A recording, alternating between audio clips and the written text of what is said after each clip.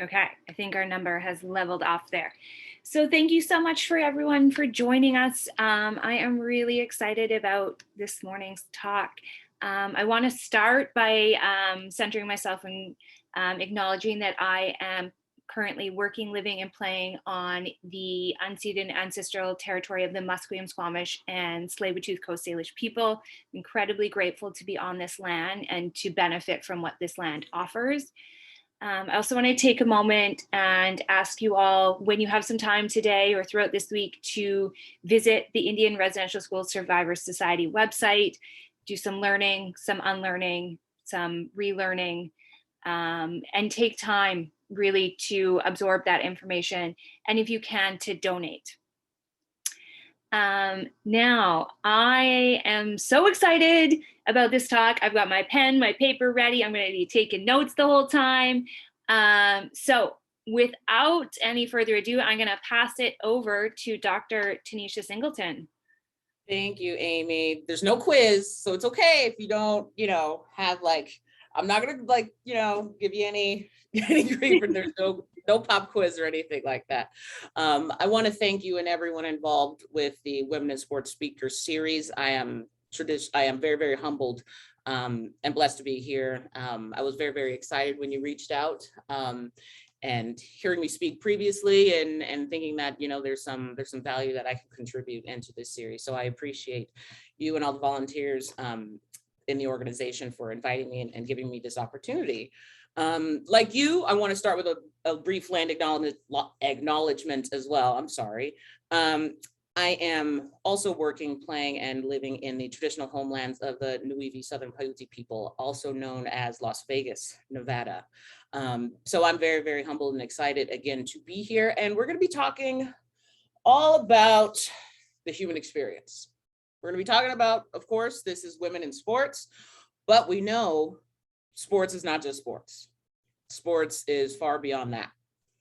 And the presentation that I have for you today is called Cut Through the Noise. So we're going to be talking about how to be intentional, get to the point, and how to keep it real in sports. So first, as a little agenda of what I've got in store for you coming up, we're going to first start with how to look at the entire experience, look at the entire landscape. We've got to do a self-audit, and we have to do it with intention. So that means we have to look at the overall evolution of the sports media landscape. What is this entire ecosystem? What does it consist of? And then in doing so, start to look at how some of this evolution can start to reveal patterns between consumer behavior. And in thinking that, how can brands and all stakeholders involved within the sport ecosystem in some way, shape, or form, how can you start to then rethink your own purpose? From there, we'll get into what's the point again? Everyone is so oversaturated with content. People are throwing stuff against the wall. There's a lot of FOMO going on. Some stuff is getting left behind. We want to know, what's the point again? How can I actually make something meaningful? Well, I'm going to help you and give you some strategies about that with something that I call the 3 E's. This is an original framework that I created while doing my dissertation. And I'll get in my bio a little bit later, but you'll see kind of how all of this ties together. And then lastly, in the third part, we're going to talk about how to get real, because I know a lot of us right now, we're feeling very, very empowered, as we should be. We're keeping receipts. And in doing so, we're going to make sure that everyone that has some emotional stake within the sport experience, players, athletes, franchises, teams, brands, sponsors, fans, community members, all of the above, control what you can control. And I'll show you what that looks like a little bit. So first, how to look at the sport experience with intention. So with this, I'll give you a little bit of my background first. I grew up a ridiculous pro wrestling fan. I've been loving sports since I can remember, since I was 5 years old. Sport experience has always been a huge, huge part of my life and my family's life. It's what brought everyone together. I recognized that very, very young. And I knew that in some way, shape, or form, I wanted to be within this industry and in this landscape. So my background was in film and digital media. I went to UC Santa Cruz, did radio up there, went to San Diego State, got my master's in screenwriting, moved to LA, did all the things one does there within the industry. But I recognized that there was something changing about the industry. The way I watch sport was different now, because now we always have these damn things. I recognize the way the game is being covered is starting to change. I recognize that people watching the game starts to change. And so then in doing so, I'm recognizing like, all right, hold up, there's a lot going on here. There's something going on within people. We're changing. And so I got my PhD. At that point, I entered a doctoral program in media psychology, which really helps focus on the human experience. And I was like, I came in and I was like, that's it. I need to study sports. The sport experience is changing. I want to study this and I want to understand how these signs, symbols, how all of this saturation of content, how does this impact the sport experience? The sport experience is greater than the game. We know that. We're still talking about things that happened decades, centuries ago within the sports, but it's because it's emotionally, it's tied to us, sports and society. It's like this. So it's a part of the human condition because we've been telling stories since before the wheel. So in getting my doctorate in media psychology, I recognized that there's a lot going on in the background, all in our head when it comes to how to think about sports now. So using that as a lens to kind of investigate the entire landscape, you can start to see patterns, right, between media consumption and human behavior. What you put in, how does that affect what you're putting out? So when you can interpret our behavior, what we're doing, the human experience, you can then start to make some insights about how we use these devices, the relationships that we have with these devices, and the meaning that we associate with it. Hello, pandemic, COVID, everyone all of a sudden was like, hey, this is kind of important. We should really figure out, like everybody's on digital now, like we had to. How did that change some of the relationships that you have with work, family, friends, domestic, whatever, with sports? Remember how everyone lost their mind when we didn't have sports? This is psychology.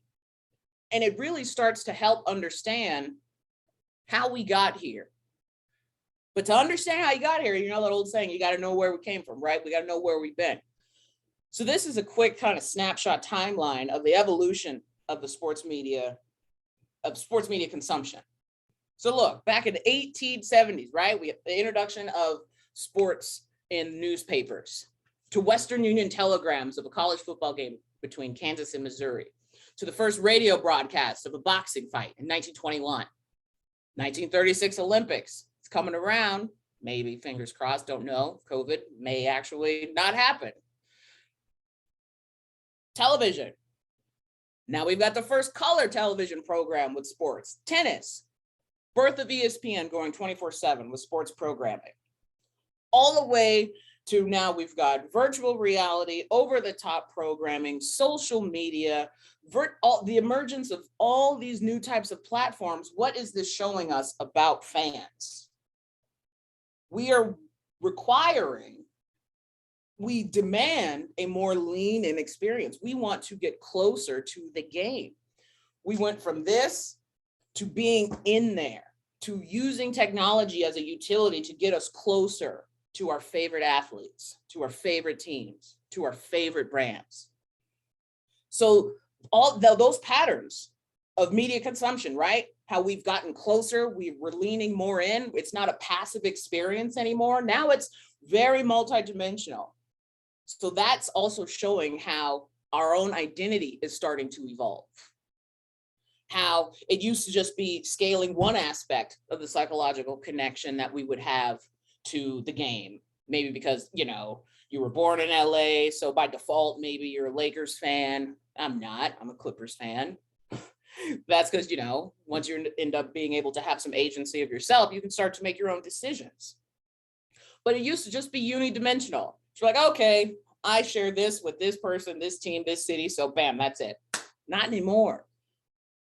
Now we've got behind, we're getting an entire view inside the sport experience. We're allowed inside. Seconds after the Milwaukee Bucks won the championship last night, Giannis was on Instagram Live with his brother crying, and we watched it. We watched a family relationship live, TV, pouring champagne and beer on here, second screen, on my couch, dog in lap. I'm watching two brothers, an entire family now champions. It's multidimensional. So the evolution of the sports media consumption and how our own identity, it stimulates each other. So the sport experience, it's serviced in both traditional and digital settings now, and virtual settings. So this multidimensional thing is stuff that we have to consider when you're auditing your own experience, your own self, and why. Why are you in this space? What are you looking to achieve in this space? What's the what for, right? And so in thinking about that, this is something that, one, I just love this graphic because it's so damn true. Two, we have to start thinking now and reminding ourselves that community is so at the core of our humanity. But what is commitment? Now, I teach classes in community psychology, and we look at a lot of organizational psychology and theories about group membership and being like-minded and social identity and all of these things. But since the sport experience has evolved, which we know, and we know that fandom has evolved alongside it, what actually is commitment? Think about your own definitions of like, what does loyalty mean? What does commitment mean? How do you prove it that you're committed or you're loyal? Who gets to define that, right? Like, what are the metrics? What's the ruler that we use to determine whether, oh yeah, he's loyal, oh no, he fake? Like, how do we do that, right? So psychologically, these are three components to commitment that I feel is a new school way of defining and demonstrating that you are a sports fan and affiliate in today's contemporary age. And the first one is called affective attachment. I call that the want factor. So that's like, I want to watch the game. I want to. I want to wear my Eagles jersey when we're in preseason. I want to do these things, right? It's an emotional gratification that you get. It is positive. It is piercingly positive that I want to go because it gives you pleasure. Continuance, that's the need factor, right? So, and that's because of the perceived cost of missing out on something. So I need to watch the game yesterday. I needed to watch game 6 because, God forbid, if I didn't watch, I would feel left out because I saw my timeline going crazy. I was in a bunch of text threads, and then they would be talking about, oh my God, did you see that alley-oop? Oh my God, did you see that turnover? And if I didn't, I would feel left out. I need to take, I'm sure all the folks out there in Milwaukee that are probably still drunk and hungover right now, they think it's worth it, what they did. And they're like, no, I need to be on the street because we haven't won in 50 years. So I need to be out there. The third, it's normative. So that's the should factor. Like, you have a responsibility. All those people that are hungover in Wisconsin right now, they feel damn like they've definitely had a responsibility. It's been 50 years. I need to be out there. I should be out there. I should be wearing my Bucks gear. I should be buying championship material. I should be doing all of those things. So if you can make a person, a consumer, a user, whatever you want to put in there, if you can make them feel like they want to, they need to, and they should, you've got a damn good, you've got somebody committed. You've got somebody loyal. Want, need, should. Now thinking about those and how, and just kind of giving another picture of what this would look like in terms of being multidimensional, there's those 3 different organizations. There's all these different touch points that fans have to sport, right? So one is their community. It's like, I want to. I live in Las Vegas now. I'm a Golden Knights fan. F it. I should. I live here now. Yes, I want to. I want to feel included. I want to have people, strangers, slap my hands, or maybe not COVID, like elbow pound something. Be like, yeah, go Knights. That's the community I live in. It's a social influencer. My community is stimulating my thoughts, my behavior now. Self, continuance, that's all on me. That's the I need, right? I need to feel like I'm a part of something. I need to feel like I'm not going to be left out, that I'm on the in joke. I'm included. Organizationally, that's that responsibility, the should. I live in Vegas now. Yeah, I should, I'm not a Raider fan. But yeah, VGK, all about it. So that's just a picture of like what this looks like from a multidimensional standpoint of like all the different touch points, brands, teams, affiliates, everybody in sports needs to really consider when they're starting to audit the contemporary sport experience of what they're doing right now. So remember, you have to speak with purpose. Look at yourself, look at your brand, look at whatever position you have within this entire ecosystem. Look at it from this whole full context, not only for today, but for the future. So that's how you can start to use data and all of the things that your consumers will tell you about what they want. Remember that whole evolution of sports media consumption? It started to get more lean in. You want to get closer. We'll tell you what we want. Most fans will. Listen, because these patterns will start to reveal what the future looks like. Part 2, getting to the point and how to do that. Let's say you've done some auditing now, and let's say that now you're ready to create a strategy. We've talked about how human behavior is under the influence of all of our passions, sports being the most ridiculous and awesome of them all, in my opinion, right? Adam Smith said that a hell of a long time ago, and it's still true, and it will never not be. So how can you prompt your own creative strategy, not only for digital natives and the folks that are already savvy with this, but for everybody else so that nobody really feels left behind? And how do you do that? Using story. It's with something that I mentioned earlier, and it's this original framework and another concept that I created and that I use for a lot of the clients that I consult with. And it's called the 3 E's. The first one, emotion. Connect to the human experience. Rich content. If you can craft content using story, then you will be able to tap into those drivers that are shared experiences using emotion. You can't tell me that little man isn't hype as hell for, it was probably a John Cena match because he always targets the little kids and stuff. But let's just say it was Kofi Kingston and someone from New Day, or Sasha Banks or Bianca Belair from WWE, right? Tap into that. Start to use data so that you can personalize your own communication strategy. You don't have to be everywhere. Twitter, Facebook, I don't like this. Twitter, Instagram, that same thing. TikTok, Snapchats, all the things, right? Spaces, podcasts, all of this content now is shoulder programming. Because what's the point? It's the game.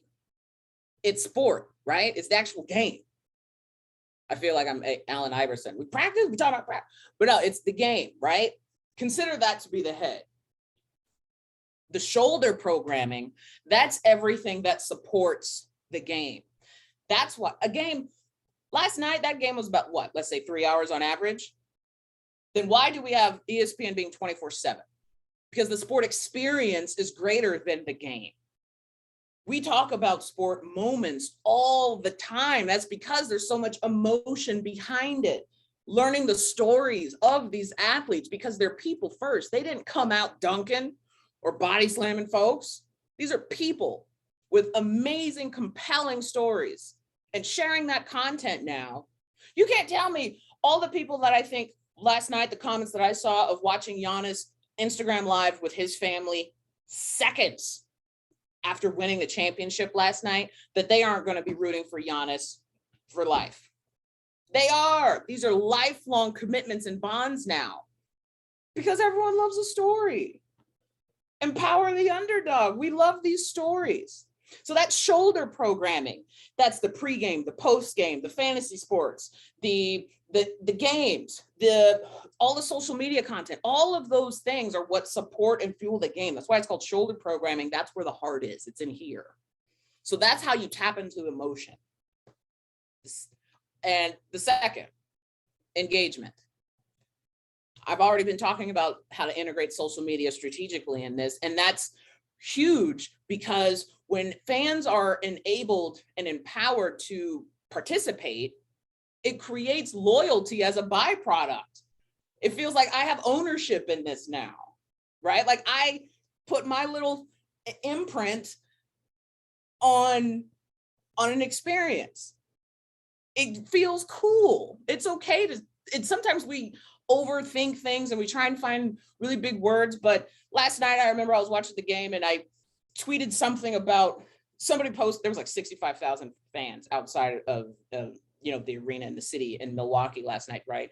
And somebody took like a picture and it showed one porta potty. And someone was like, prayers up to that porta potty. And then I retweeted it and I put like a funny line on it or something. And now there's like 1,000 likes and retweets on it and stuff. And it's only been like 12 hours, but it feels cool. Like, oh my God, a lot of people see and recognize like that's a form of current social currency. Feeling good is a value. Feeling like you're in on the conversation, that you're a part of the crowd, that you're welcome in this 24/7 digital sports bar that has, no last call and it never closes. And you get to have all these new relationships and friends and all of these things. Like it feels good. God forbid, like let's start bringing some joy back. Like how can we start to just feel good again? We're people. We need connection. And so it's really, really important that we just do what we can to promote that. Bring some fun back, right? Because NBA Twitter, like NBA has been, I believe, like the most socially conscious and digitally embedding and embracing rather when it comes to new media and all of this stuff. They really, really have been. And they've been doing a lot of great things about this stuff. And I think they definitely have kind of presented a blueprint and a template rather of how you can use social media as a way to stimulate additional engagement. The third E, experience. Making memories. Don't make goods, don't make products and services because they will come and go, but great experiences have no expiration date. That's what I've been saying, that sports, it doesn't expire. So if we go into designing a product, designing a content series, anything, a new sponsor activation, something with brands, whatever level you're in on this, thinking about that sincerely from the standpoint of how can this stimulate making memories? NFTs are something that everybody's been talking about now, right? But what about NFTs?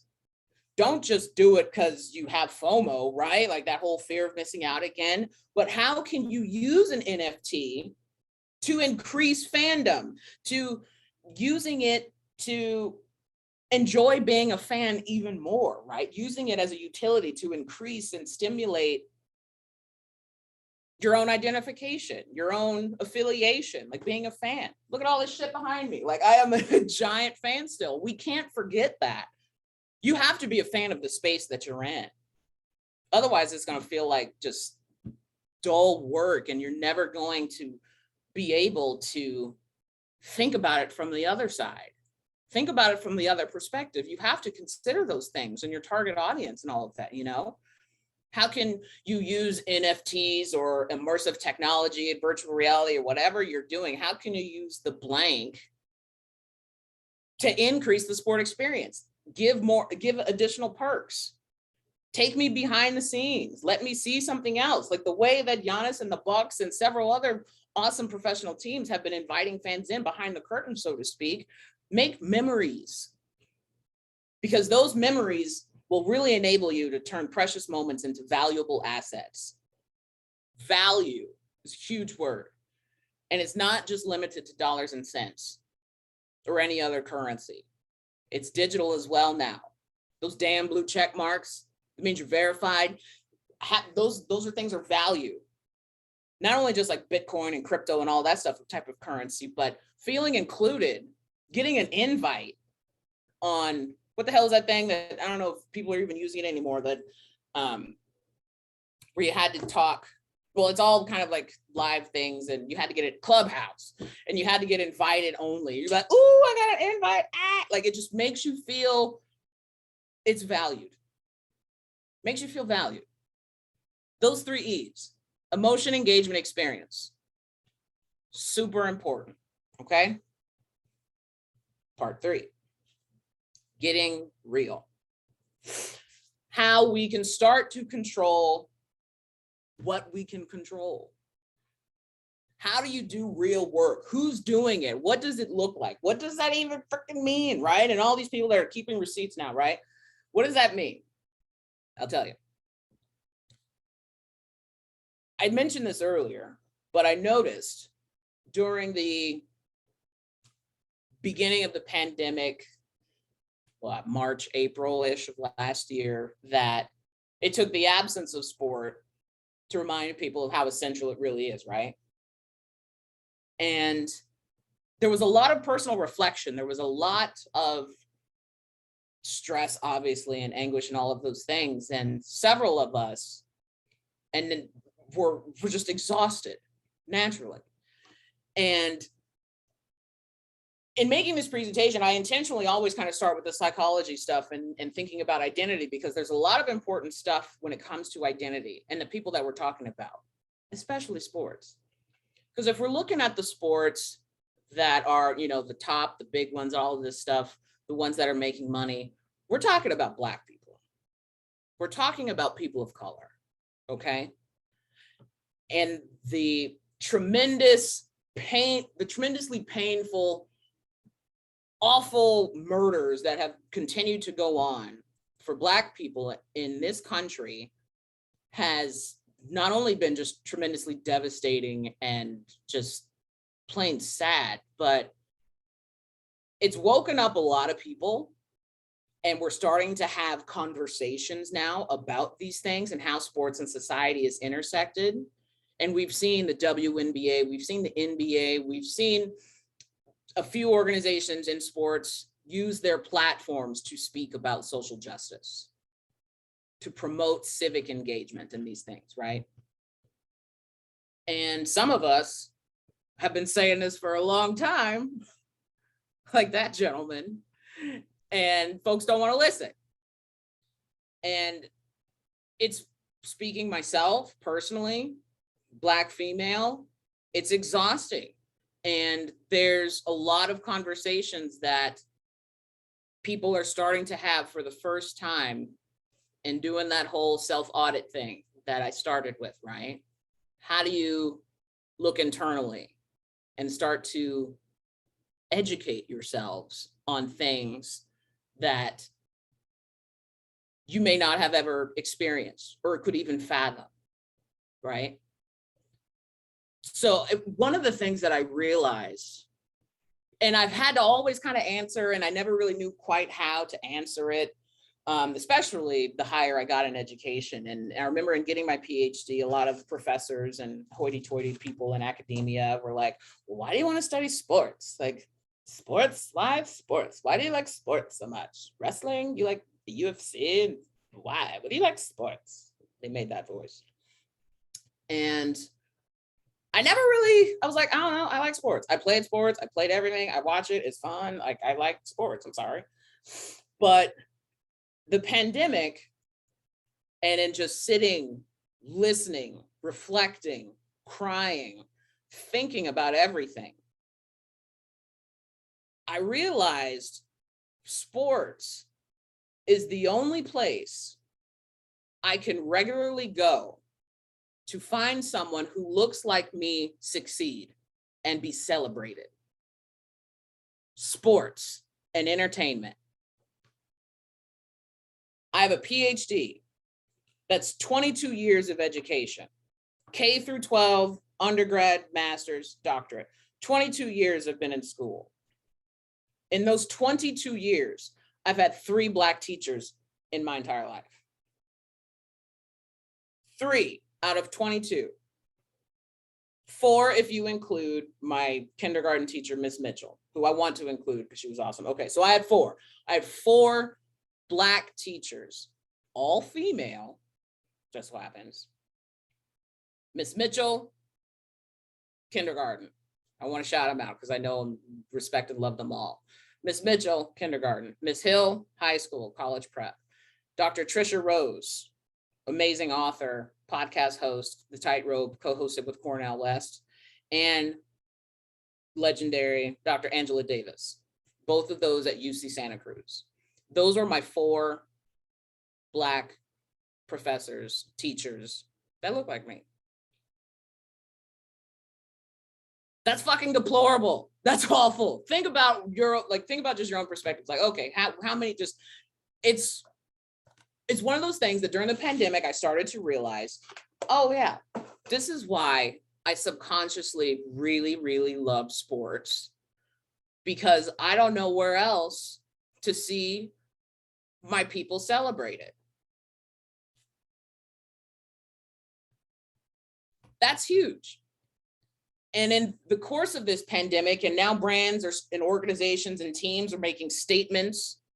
How can you get involved in society and having these conversations about things? And, there's a lot that I've been saying, what's on this mask? I wish America loved Black people the way they love Black culture.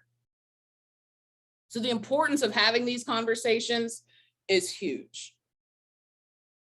And you want to be involved, you want to get involved, you want to start to facilitate some social good, start to get involved and learn and have some intention in your work and the things that you do for all of the, using those 3 E's that I talked about, and learning fan identity and how you can use all those tools, all the shit that I talked about in the previous 2 parts.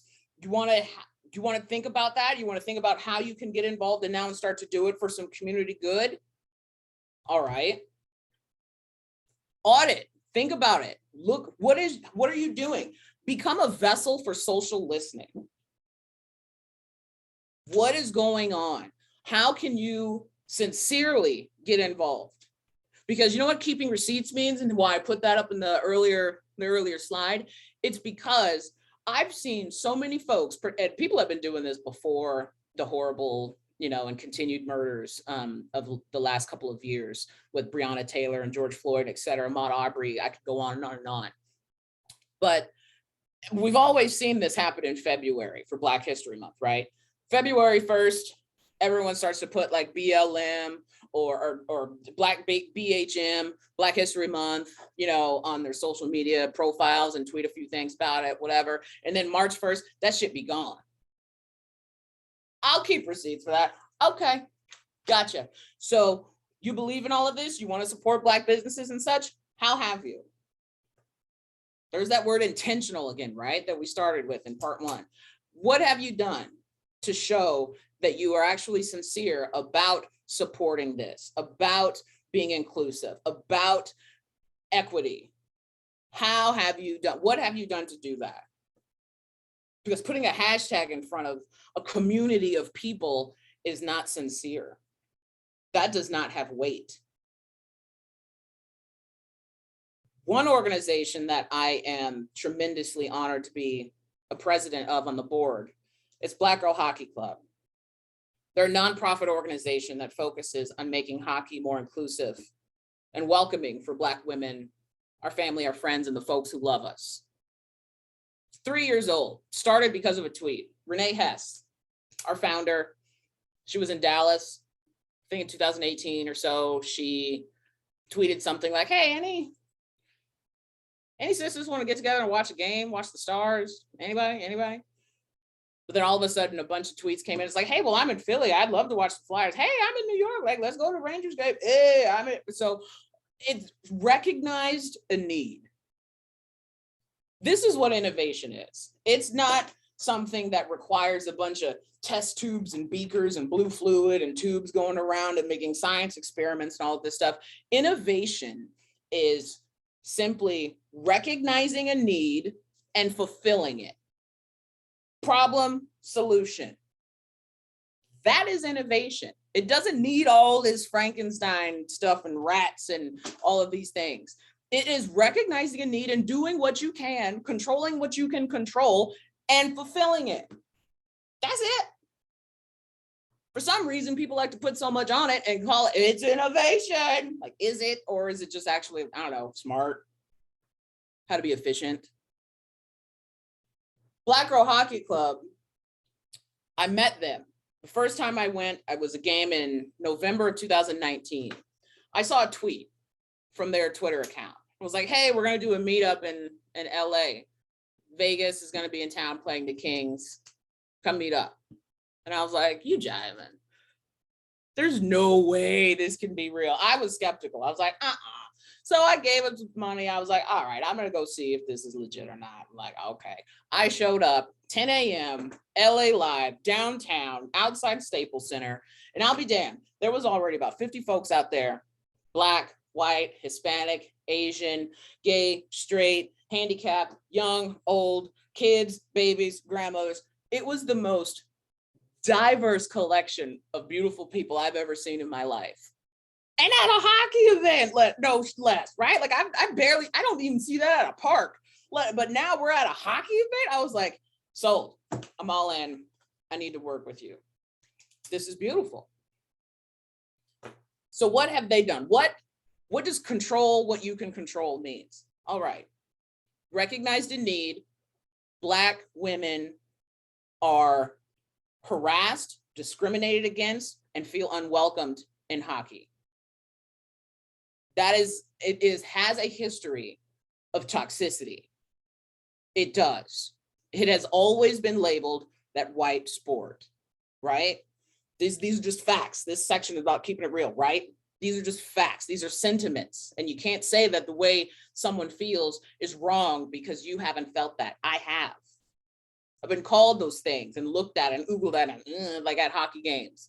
I have a bunch of people when I turn on a hockey game, when I bartend, it's like, why you put on hockey? That ain't for you. The fuck it ain't. I thought I was grown. It's even if I want it to be. But I have the strength to say those things. A lot of people don't. And so what they do then is they feel bad about themselves. I'm not with that. Just because you want to love something. So that's the problem. Solution, we're going to make our own community. We're going to be here for ourselves. So we're going to advocate for inclusion. We're going to hold our own meetups. We're going to have scholarships to provide funds that we do 3 times a year for Black girls who play hockey, because we know it's one of the most expensive sports to play in the world. So to offset some of those costs, we're going to give away scholarships. We just launched a mentorship program with our leadership and development committee, which I helped run and launched, so that we can start to impact how the game is operated, because it's not just on the ice, it's off. It's broadcasting, social media, marketing, photos, journalism, all these things. So we're creating relationships for young Black professionals to become mentees of people actually already a part of the game. It's about making community spaces. We're having book clubs. We're having Pride Paloozas. We're having digital watch parties. We're doing all of these things because those are things we can actually control. That is what controlling what you can control means. What can you do within your own organization that you have control over that can start to be a sustainable solution? What needs to happen in Vegas is going to be different than Detroit. That's going to be different in Winnipeg. That's going to be different in Texas, all over the place. So there is, again, all of this, everything is related. Audit your own landscape and your involvement within. So it's turning ideas into reality. It was like, I wish there was a space for, us to feel like we can get together and watch a game and not feel harassed. Oh my God, we did. Now it's called Black Girl Hockey, right? Like, oh my God, Black girl nerds, a whole nother community. These things can be realities if you have the desire and the confidence to flex your own imagination. Because if you do that, so much is possible. That is where the strength is. It's in the person. It's not the stat sheet. It's not the insight. It's not it looks like more people log in Instagram between 3 and 5 p.m. Like, that's not where the strength is. It's in what you're saying, what you're doing, being purposeful. That's where strength is.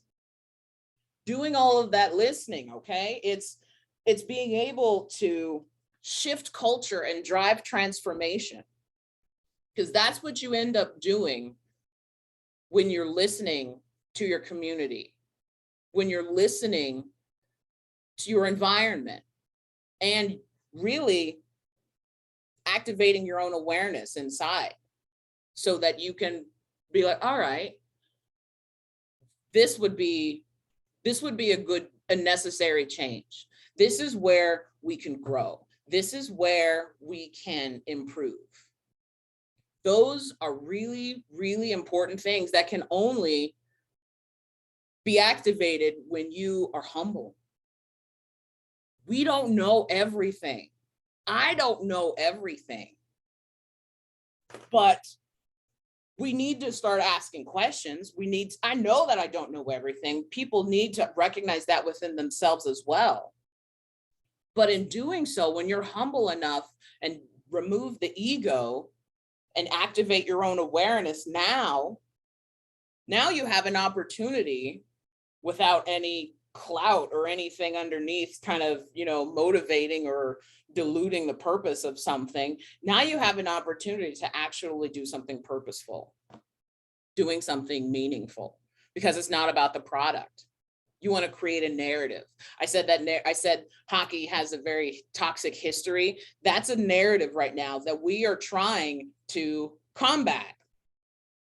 We want to build a new narrative. The NHL is hiring people. The NFL is hiring UFC, maybe not in the UFC, they need to, but organizations are trying to now change the narrative that people make about that business, about brand X, right?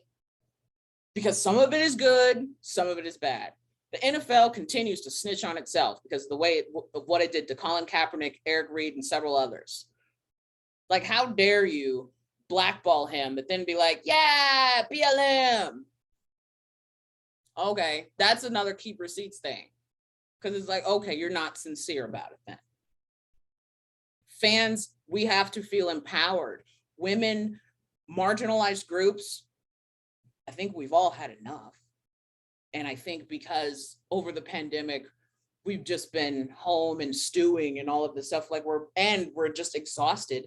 At one point, this will turn into action, and we need to speak with our dollars. We need to speak with our voice.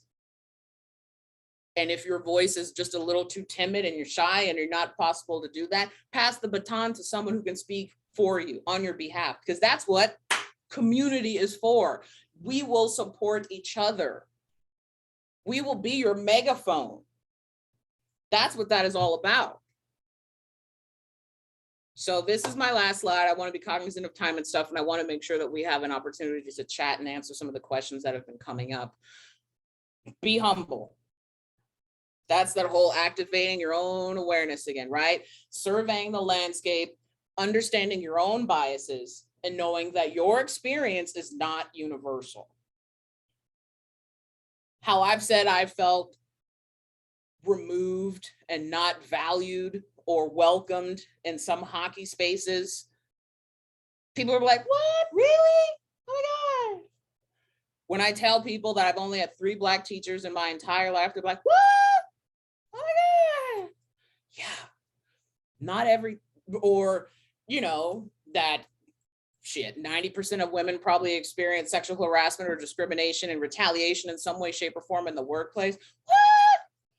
Yes, experiences are real and they create narratives. So if you are in a position as a brand, a stakeholder, anything, to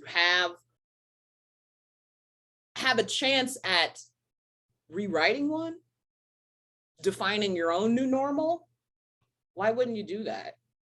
Why wouldn't you take advantage of that? Why wouldn't you do something for good? Have some level of civic engagement. Consumer intelligence is the bomb. That is everything that we've talked about when it comes to identity and how all of these things are so multidimensional, because we can start to use these tools for good. And using those 3 E's as a prompt to stimulate ideas of how you can make fans feel like they want to, need to, and have a responsibility, making sure that you're activating emotion, engagement, and an experience that has no expiration date. You're making memories. Those are really cool opportunities, because sports is society. It's the same thing. Miss me with that. Stick to sports. Just skate and dribble. Like miss everyone with that, because it's garbage. Because in recognizing that you can do some good in this, I think we're all at a point where we can start to, where we're welcoming the opportunity to have fun again and to have some joy again. I think those are long overdue. But it's not a flip of a switch. It takes time, it takes sincerity, it takes intention. But there's folks out here that are willing to help, and will, because not everybody knows everything. And this is not a copy and paste solution. So if you're in the business and affiliated with sport and want to know what you can do to help stimulate some social good in these types of things, that's what I'm here for. That's what folks behind the Women in Sports series are for, like Amy. There's other Black Girl Hockey Club. There are organizations out here. You just have to open your eyes, listen, and figure out who can be the most useful in helping you make sure that you ask the right questions and really helped craft something for you to be in this space and do something piercingly positive. Because I think we're all due to have some fun again. So with that, I am done. Thank you. I've rambled, but I hope this has been useful. My contact information is here. We'll also share it as well, in description box and all those things. So I'm sure everyone that's registered will be able to get a chance to get my contact information as well, and a copy of this deck if that's what you need. Thank you so much. I have pages and pages of notes. I'm also mildly fired up right now. Yeah. Yeah. Awesome. I personally have a question. And because my lens, I'm on the other side, I'm on the athlete side of it. And as soon as you said, like, there's the desire for fans to get closer to the game, and then you talked about Giannis and the basically sharing his personal experience. And one of the things that research shows makes athletes transition out of sport difficult is this like larger than life identity that they get thrown into. So I'm wondering, do you think this intimate look, do you think this helps humanize them, or does it further kind of make them this idol of athlete but not person? Like, where? Yeah, it's a hard balance, because there's some that just want to play and not be, this role model. I mean, I think Charles Barkley, was famous in saying that, in the 90s, well, before there was social media and all of this stuff, he was like, hey, like, I'm not your role model. Like, that's what your parents are for. Right. And that was an era where this stuff wasn't even an option. And so it is really fascinating to listen to athletes speak about social media when their era didn't have it, because they were like, whoo, I would have been fired, or like, ooh, I would have not been, like, I would have been fined, and like all of that stuff. And so, and then it's fair too, to not want to have your entire life be broadcast and all of those things. I think there's there's a good and bad, and there's a balance to that, because even if you are winning, you just won the championship, you're not thinking about going on Instagram Live. You just want to cry and drink the champagne and play in confetti and hold your family. But there's other opportunities to feel human, to present yourself as something that's humanized as well. Mm-hmm. And I think this whole pandemic too, especially when it comes to, race relations in this and in sport, like that's definitely become a new topic, and re-emphasizing the humanity of athletes, because you're people first, right? And so I remember too, it's one of the things that I think fans also, we need to check ourselves. And that's one thing about community, is that it regulates itself. That's like all in-group relations. Like you see something, you say something.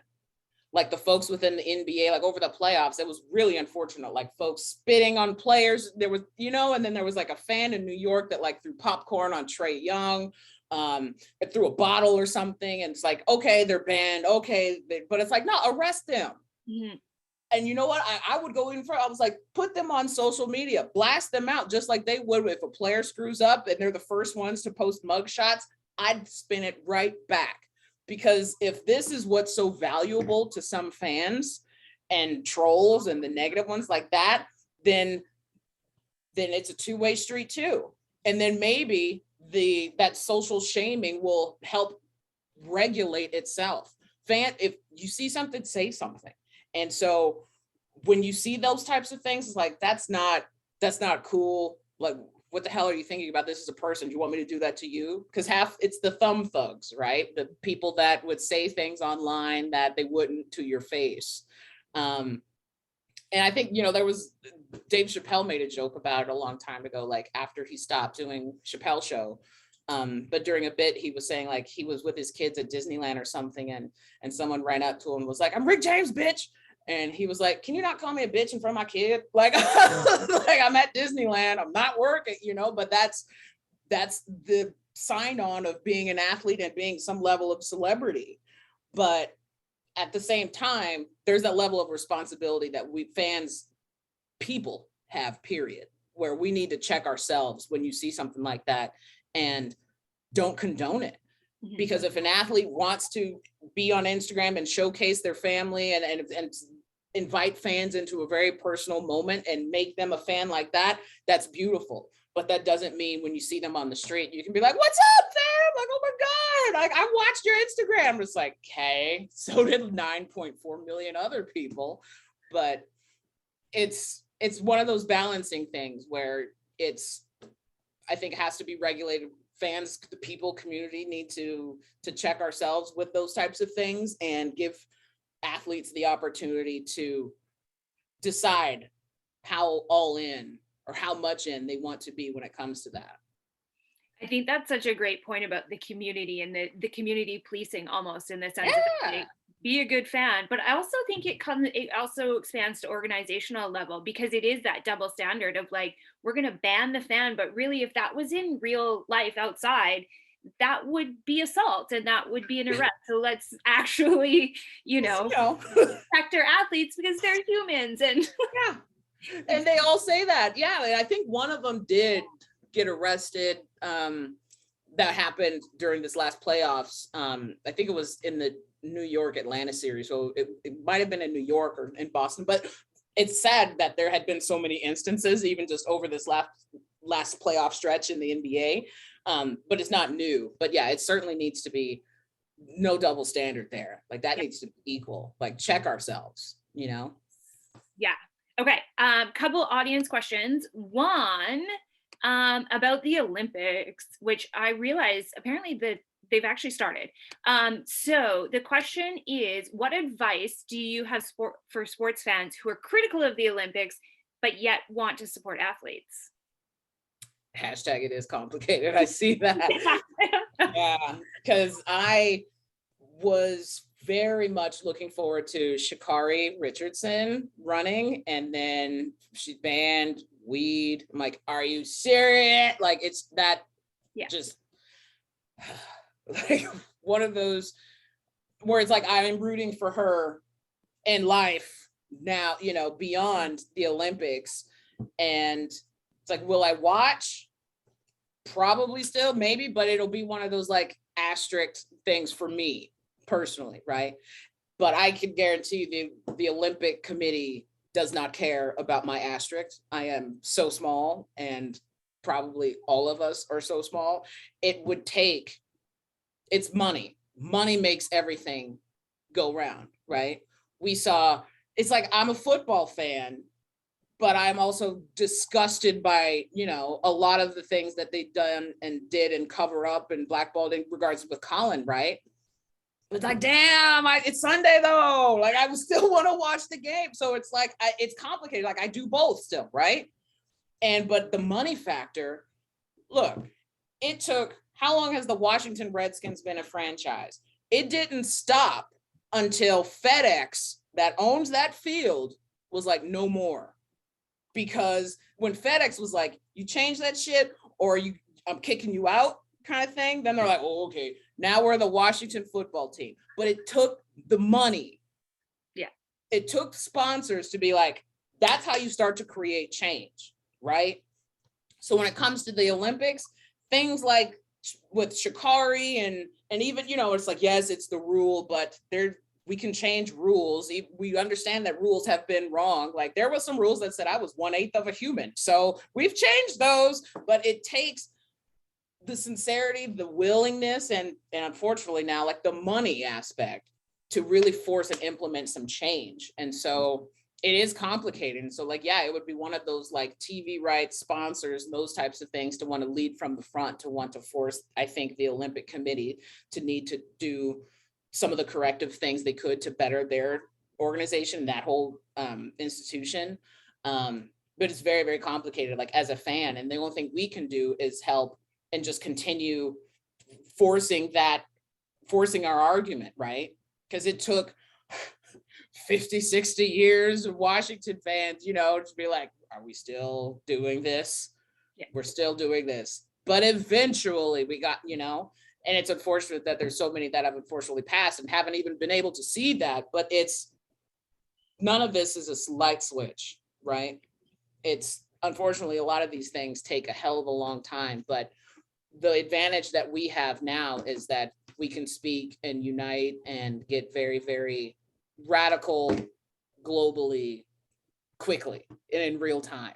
So it just takes that level of intention and partnering and getting the community and of fans to back and support whatever issue is, you know, that's bothersome. I just used the Shikari one as an example. I'm not sure which one the question was related to, or just in general with the Olympics, but it takes a lot. Yeah. And I think that's so important about the fact that we do have social media now, which has proven to be a tool that helps to, it's spreading information. And I think people are starting to become aware of things because it's right in front of them now, where a story like this may have been covered up previously and we wouldn't have known, right? So yeah, and double standards and hypocrisy, you know, and it always happens to people of color, it always happens to women. And it's like, there now, you know, there's at least enough organizations that promote and you know, speak on behalf of us, that hopefully will have enough power that, yeah, then we can start to force the hands of those that have the ties to help actually make real change, you know. And it's unfortunate that it's a business. yes. And that's, so it's having volume volume meets opportunity, and, you know, and making our voices even more louder. Okay, and we got one more. Okay, someone is creating anti-racism coach training. What would key messages for anti-racism, or what do coaches need to have better narrative? Ooh, okay. It's a lot. Good. There's a lot there. Anti-racism, don't be a dick. It's like bullet one. Don't be a dick. Don't be like, why? Like, it's laughable to me sometimes, and like thinking about like the whole pandemic and stuff, that like Like we really needed LL Cool J like singing songs like wash your hands. Like we needed that. Like people, we needed reminders to wash our hands. Like this is so elementary right now. Like we're in a back to basics level in society right now. Back to basics. Yeah, we apparently needed a wake-up call to remind folks to wash your hands, cover up. If you're sick, stay the hell home, and all of these types of things. Anti-racism. Don't be a dick. Don't be racist. Like I saw, and it's unfortunate because this is the United States, and this is where every state is independent, right? And so it's just hard because then I see Texas passed a bill where education books and curriculum can't say that the Ku Klux Klan was controversial and wrong. Can't say that. It was, it's a part of history. Okay, but in the context of like, it's one of those things, it's like anti-racism. All right. It's so hard because it should be so simple. Mm-hmm. Just don't be racist. Teach bias. What does it mean, right? Start to share experiences from people of color or from any other marginalized groups, LGBT, like trans, anything that has hate against it. Listen to those experiences and share their stories first. Because when you hear, I don't know what I had, the full screen on, and I never really know what faces people make unless I say it in person. But when I say the whole, like, I've only had 3 Black teachers in my life. The faces or the responses that people get, like, huh? Like things they've never fathomed or couldn't even imagine, that like sometimes before bed, like I'll think about like, oh, did I really lock the door? Oh, I guess it doesn't matter because a cop could come in here and kill me and it wouldn't matter. Like that's something that like I as a Black woman I have to think about that and just be like, much more differently than, I think on a deeper level than you would or anyone else, right? Like start with the stories. I think anti-racism has to start with like saying less, listening more, telling our stories. Tell the stories of deplorable, disgusting, horrible things that have been fueled by racism. Expose the bias and hatred that's in that. And end it with, is that where we want to live? Is this the best we can be? If it's not, then let's do some work. Because those are the messages in there. It's that why are we being hateful? Like why? The first time I was called the N-word, I was in the 5th grade. And it's because I beat someone in tetherball. So I was 9 years old and she was like, well, of course you won. Like you're nothing but an N-word. I was 9. She was just salty because I beat her. She didn't even touch the ball. And I knew it was bad, the context of, and I was just like, well, you still lost. Like, I don't know, like at 9 years old, but I went home and I told my parents and then it was just that conversation. I don't know if you've ever had that conversation, Amy. Like, it's one of those things like, those are stories. Messages should just be stories. I wouldn't bullet point anything. There's no handout because the only thing it should say is don't be a dick. That's the only thing that a handout should say. Key messages should be key stories. And it should be open invitations of listening to people in the community to say how racism has impacted their life, how discrimination has impacted their life. Because all the diversity training and all of the stuff that people are starting to get in there and all of that stuff, how much of that goes out the door when the training's over? Probably a lot of it. So listen to the stories because those are the things that you're going to remember the most, right? All this, even in this presentation that I did, all those bullets are probably you're going to forget, but the stories, what I said, is probably what's going to be what you remember the most. So like that's, you start there. Like there's no message, it's stories that you have to listen and at least present. And in coaching too, listen to, there's so many, like in hockey, for example, there's so many beautiful stories and athletes who are doing this, right? Like Soraya Tinker, who's on the Metropolitan Rivers, and now she's in the 6, I think, right? She's in Toronto now. But she has penned a very beautiful personal diary for, I think, the Players Tribune. She's a wonderful advocate and a mentor for Black Girl Hockey Club. She has her own mentorship, Soraya Tinker. So there are athletes who are sharing their stories about this, about how racism has impacted their own life from childhood to professional, right? Blake Bolden, who, one of the only Black female professional scout in the NHL with the Kings right now. So same thing. The stories are out there.